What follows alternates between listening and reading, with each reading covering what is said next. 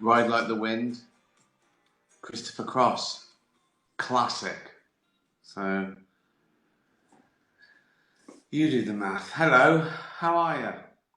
What have you been doing? I'll say now, any questions? Then I didn't know there was a delay. I'll get around to them. What have I done? Same. Did me exercise. We played badminton. Had soup and a snooze.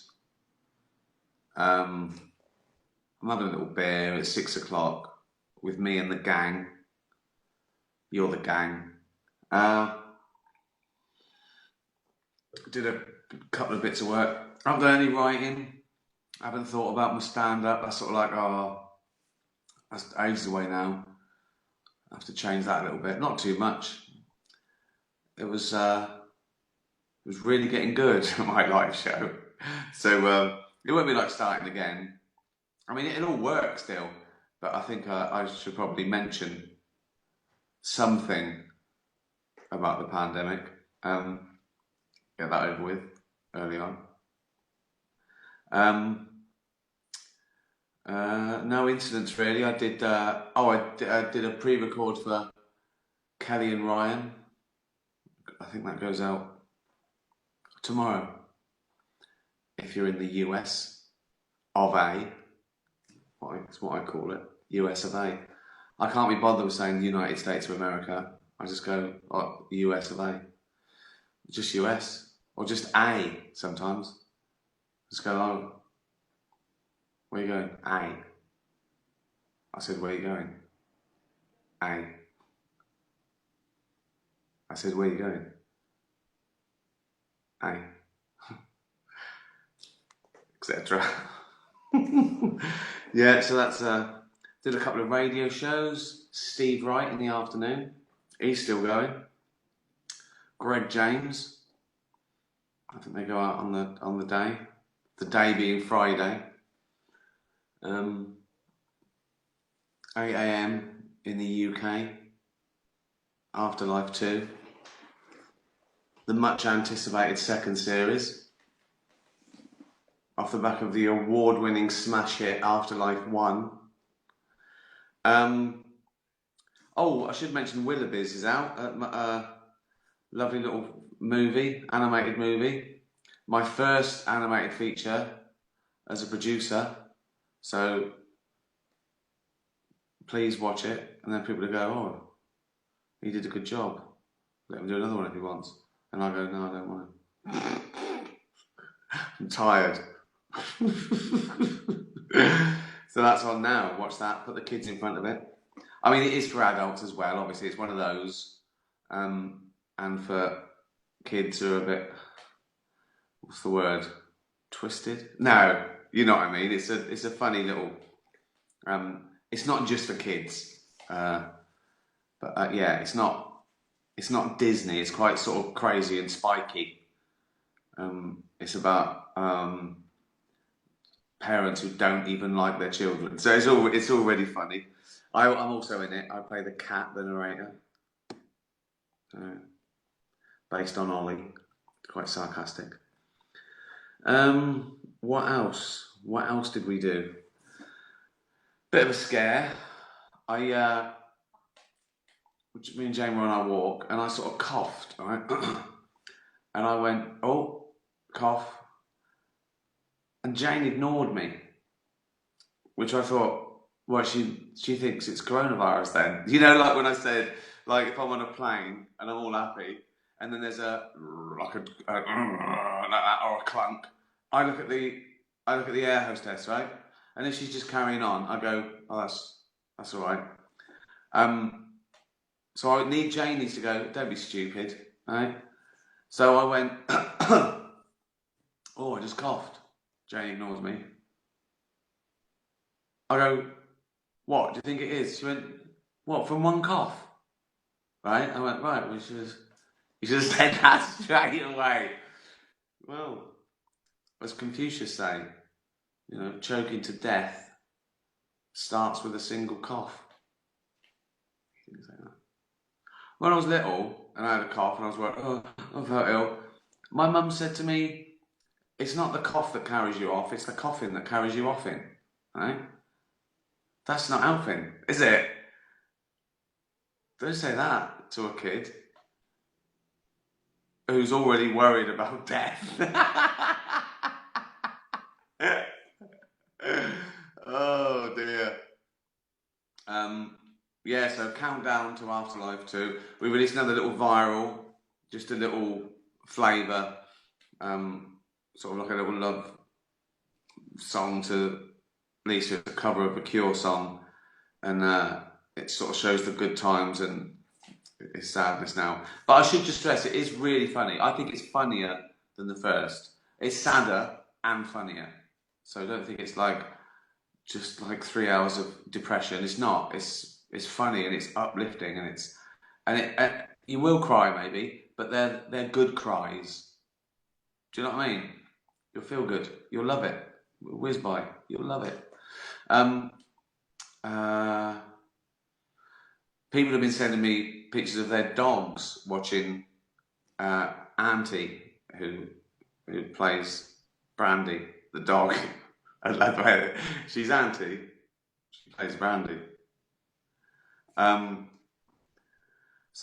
she uses a lot of her own traits. It's her birthday Friday. Coincidence, isn't it? Day of release. It's the dog's birthday, so wish. Her real name's Auntie. Antilly the Wonder Dog, it's short for. And that's why I came up with the name Brandy, because that's quite a weird name, so I couldn't just call her that. So I thought Brandy's funny, and it sounds a bit like Auntie when I call her. So I go, Brandy, and the dog goes, that's close enough. That is close enough. My name's Auntie. What I like about it's usually the beach scene as well. Like when Auntie's barking on the beach in series 1, and there's the dog's watching like that. So what I love about this with the dog, it's smart enough to know that's a dog.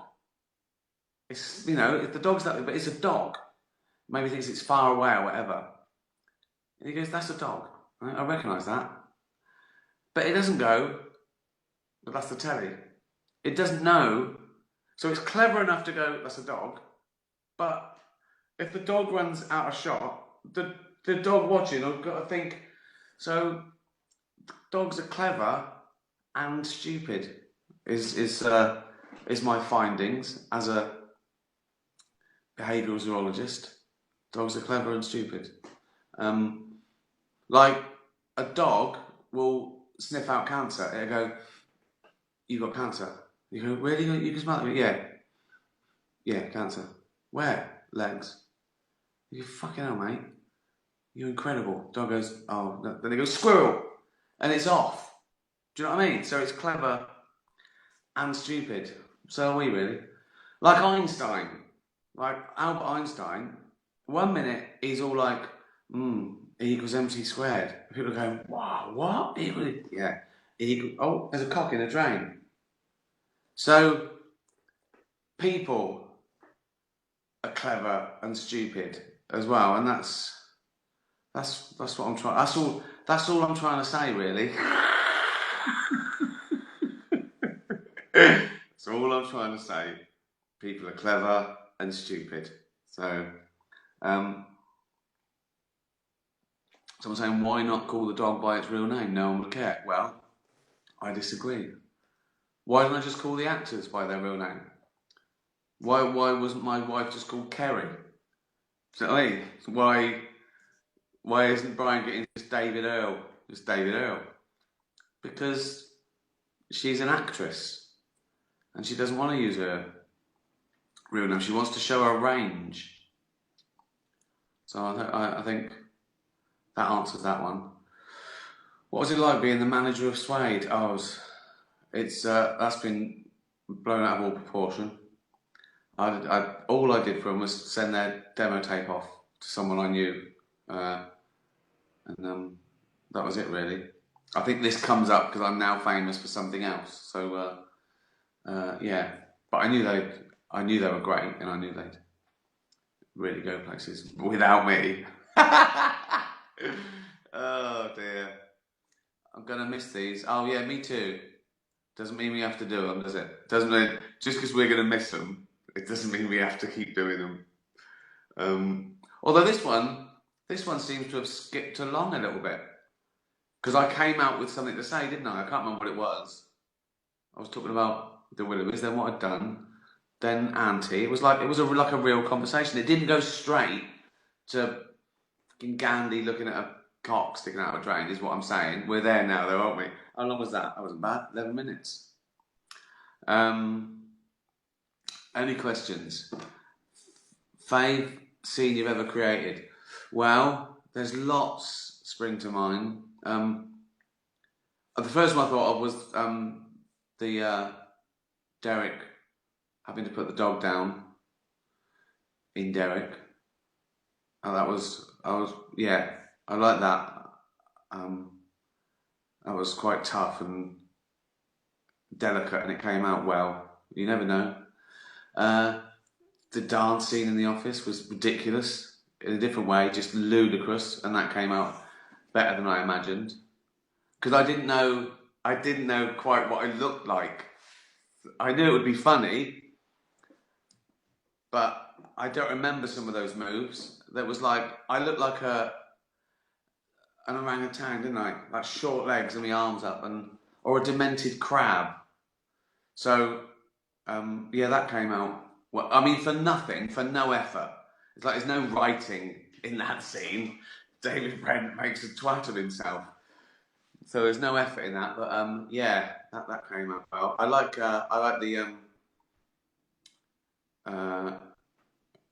the staff training scene.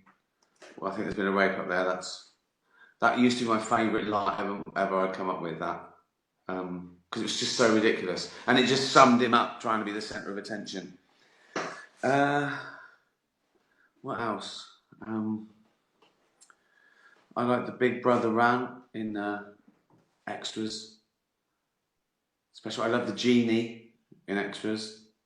Love doing that. And Ray, of course. I just got carried away. That's the most fun. I mean, it's a spoof. It's taking the piss out of broad, awful comedy, but you can't believe how much fun it is going. And how mental can you go? I mean, it's addictive. You've got to go bigger. Like next take, let's go even bigger. You know what I mean? So it becomes a light competition. What do I like? Afterlife, I like the dad scene. When he talks about the wallpaper, and then when he recognises me, I like that. There's a scene in Afterlife 2, I think in Act 4, when I'm on the bench with Penelope, which is one of my favourite sort of dramatic scenes ever. There's a few of those in art. Actually, I mean, most of the dramatic things that I like are in Afterlife, and in Afterlife 2, actually. Well, you go to where you like, you should like the last thing you did because it's where you are in your life and artistically. Be mad if you're doing like going on more and more. I'm doing things I don't like. Well, the more freedom you get, the more power you get, the more you just do things you like. I don't do anything I don't like, especially not go to the dentist. Boring. Oh dear. Chicago question mark. New York and Chicago won't happen. They'll be next year now. Uh, LA's looking dodgy, but again, I'll do it next year. I think they were asking if my gigs are on in America. I don't know if any of the American ones happen as scheduled, um, but they will be rescheduled. So keep your ticket. Come along. Come along later. Cheers. I've still never cancelled a gig myself for my own. That's my own fault. Illness, anything. I just go up there dying.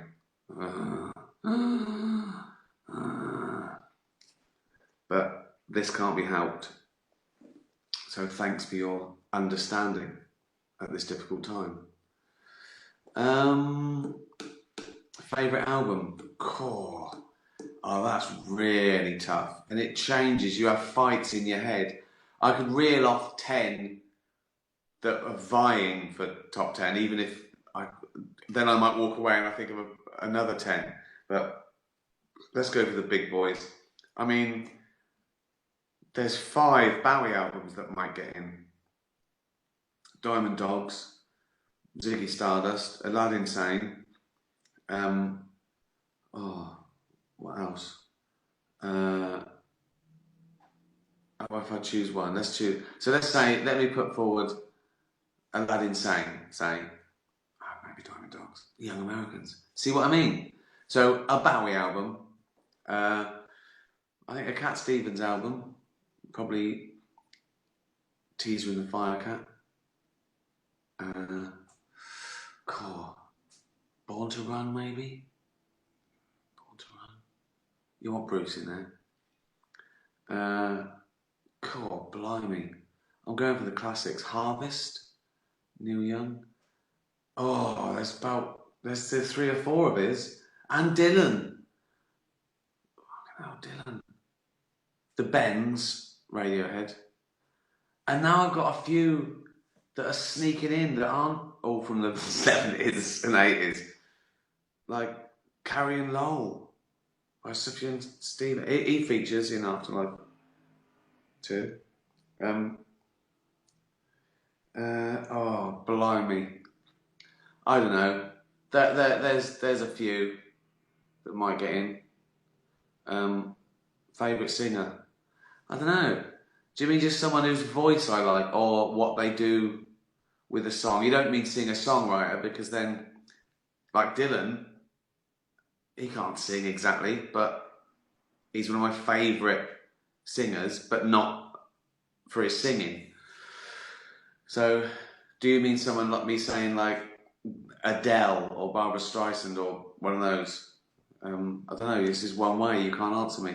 My favourite singer. I mean, all the things I think of. I think like Aretha Franklin, and that were known for their voice. That's so tough. I like Karen Carpenter. She's a good singer. She's got a nice voice, very warm voice. This is too hard. You can't narrow it down. There's lots of kind of point system. Sinatra, great singer. Didn't like all his songs, bit before my time. Elvis, you can't beat the classics, can you? Any Mogwai? There was in the first. I don't know if there is on this one. There might be. There's some hammock and there's Mogwai-ish stuff. Certainly, the soundtrack is very Mogwai and hammocky and that sort of ambient stuff. A couple of things you might not have heard of. Couple of classics that you have. Big tunes. Now I've got the budget. No Zeppelin. No, of course not. Used them before them. Used them before though. On Cemetery Junction. I love Derek. Thank you. Janis Joplin. Yeah. See, you think her voice is amazing. I love all those documentaries that the BBC have been putting out, like Rock at the BBC and on BBC 4. I love an old rockumentary.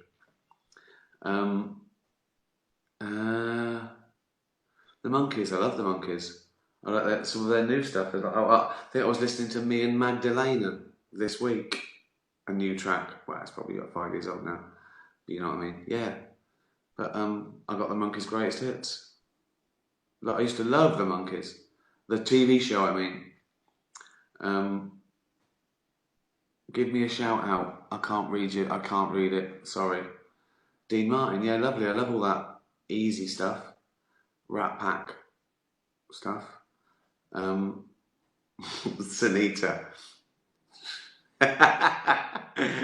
Oh, Tom Waits, yeah, amazing. Walls in Matilda. Oh, Willie Nelson, his version of Always on My Mind, so vulnerable and fragile. Brilliant. Scariest film. Do you know what? I'm not scared of films. They're really. I mean, I like a bit of tension, but I suppose there's still things that make me jump, like a car accident that make me jump if it's done well. I remember the best horror film I'd ever seen, and it might still be the case. I think I might have been 18. The Exorcist, and I got it on VHS, and I rewound it and watched it again. And I thought that was, at the time, zombie films used to screw me up a little bit as well. It's that feeling of them when they lift open, they come in, there's no escape, and oh, Jesus Christ. The first thing that scared me as a kid, I remember, was Dracula. My sister let me stay up and watch it, and I was only about 8 or 9, and it was only a silly old Hammer horror thing. But then I remember in bed it felt like weeks when I thought, if you do it as a kid, I go, right, I've got, if the sheet covers my neck, vampires, I can't pull a sheet back. I made my own rules. Oh, he's got the sheet on. Nah, move on. Move on, let's go next door. Oh, look, that was like see, I got carried away. That was like a real conversation. I was really enjoying that. But you can't. Blair Witch. See, the good thing about Blair Witch was all the hype, all the people are throwing themselves out of a window after watching it. Scariest movie ever. Oh, but someone died of fright. Bollocks. Right? I refused to watch it with all that shit. I actually watched it about 5 years after, with all the hype. I really liked it. I thought it was really well done. Yeah, I like the idea of that. Yeah. It is a little classic that you wouldn't think of. That I think I started watching ironically. Is it called Troll Hunter? The Scandi thing about hunting trolls. Really loved it. Really funny. I think I watched it twice. Look, thanks everyone. I need another drink. Thank you so much. I've genuinely enjoyed these, and I'm saying that like it's getting emotional, isn't it? There's only 2 to go, and then we'll never see each other again. But keep up the lovely comments about Willoughby's and Afterlife. I try and reply, or let you know I've read it. I like it. See the paper today that I could have a feud with the Beckhams because I liked a tweet of someone saying he didn't like the idea that the Beckhams were furloughing staff. So I think I've liked about 50,000 tweets, and the paper thought he's liked a tweet. I don't know what they were looking for, but I liked a tweet by someone who said something negative about the Beckhams not paying their staff, and it's a story. No, it's not a story. There's a pandemic on. Fuck me. Anyway, cheers. See you soon. Bye.